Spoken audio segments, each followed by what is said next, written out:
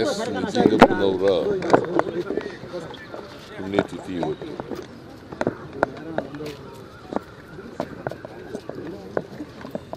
ಅವರು ಮಾಜಿ ಮುಖ್ಯಮಂತ್ರಿಗಳು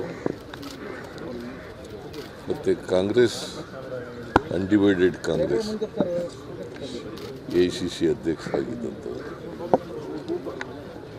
ಅವರಿಗೆ ಪ್ರತಿ ವರ್ಷ ಅವರ ಜನ್ಮದಿನದಿಂದ ಒಂದು ಮತ್ತು ಪುಣ್ಯತಿಥಿ ಎಂದು ಅವರ ಪ್ರತಿಮೆಗೆ ಪುಷ್ಪಾರ್ಚನೆ ಮಾಡಿ ಗೌರವವನ್ನು ಸಲ್ಲಿಸ್ತಕ್ಕಂಥ ಕೆಲಸವನ್ನು ಸರ್ಕಾರ ಮಾಡ್ತದೆ. ಎಸ್ ನಿಜಲಿಂಗಪ್ಪನವರು ಸ್ವಾತಂತ್ರ್ಯ ಹೋರಾಟಗಾರರು ಮತ್ತು ಒಬ್ಬ ದೇಶ ಕಂಡಂಥ ಅಪ್ರತಿಮ ನಾಯಕರು.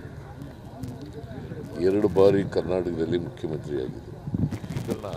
2 ಬಾರಿ ಕರ್ನಾಟಕದ ಮುಖ್ಯಮಂತ್ರಿಯಾಗಿದ್ದರು. ಏಕೀಕರಣ ಆದಮೇಲೆ ಮೊದಲನೇ ಮುಖ್ಯಮಂತ್ರಿ ಏಕೀಕರಣ ಆಯಿತು. ಕರ್ನಾಟಕ ದೇಶದಲ್ಲಿ ಏಕೀಕರಣ ಆದಮೇಲೆ 1956 ನವೆಂಬರ್ 1ನೇ ತಾರೀಕು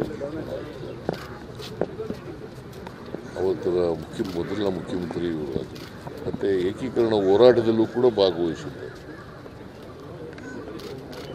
ಮತ್ತು ಜನಪರ ಕಾಳಜಿ ಇದ್ದಂಥ ಮುಖ್ಯಮಂತ್ರಿ. ನೀರಾವರಿಗೆ ಹೆಚ್ಚು ಆದ್ಯತೆಯನ್ನು ಕೊಡ್ತಾರೆ. ಮತ್ತು ಎಲ್ಲಕ್ಕಿಂತ ಭಾಳ ಮುಖ್ಯವಾಗಿ ಒಬ್ಬ ಪ್ರಾಮಾಣಿಕ ರಾಜಕಾರಣಿ. ಅದರಿಂದ ಅವರ ಜನಪರವಾದಂಥ ಕಾಳಜಿ, ಪ್ರಾಮಾಣಿಕತೆ ಮತ್ತು ದೇಶಕ್ಕೆ ಅವರು ಮಾಡಿದಂಥ ಸೇವೆ ಅವೆಲ್ಲವೂ ಕೂಡ ನಮಗೆ ಆದರ್ಶಗಳು. ಅವರ ಆದರ್ಶಗಳನ್ನು ನಾವು ಮೈಗೂಡಿಸ್ಕೊಂಡು ಈ ರಾಜ್ಯದ ಸೇವೆಯನ್ನು ಮಾಡ್ತಕ್ಕಂಥ, ದೇಶದ ಸೇವೆಯನ್ನು ಮಾಡ್ತಕ್ಕಂಥ